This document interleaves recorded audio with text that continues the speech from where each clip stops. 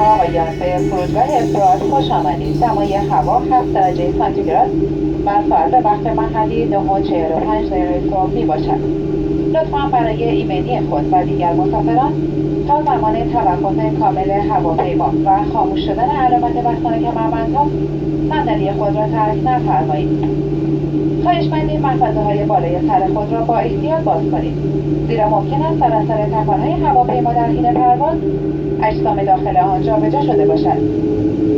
امیدواریم که از این پرواز لذت برده باشید. از طرف کارکنان این پرواز اقامت خوشی را برای شما آرزو می‌کنم. به امید دیدار در پروازهای آینده هواپیمایی ماهان. متشکرم. خدا نگهدار.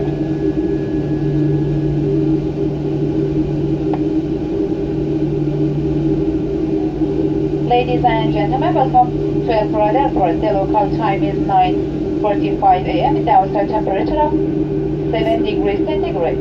For your comfort and safety, please remain seated until the aircraft has come to a complete stop and the seatbelt signs are switched off.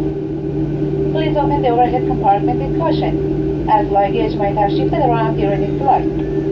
As our guests, we hope you enjoyed yourself as much as we enjoyed having you on board and hope to see you in the early future on another Mahan flight. We know you had a choice and we thank you for choosing Mahan.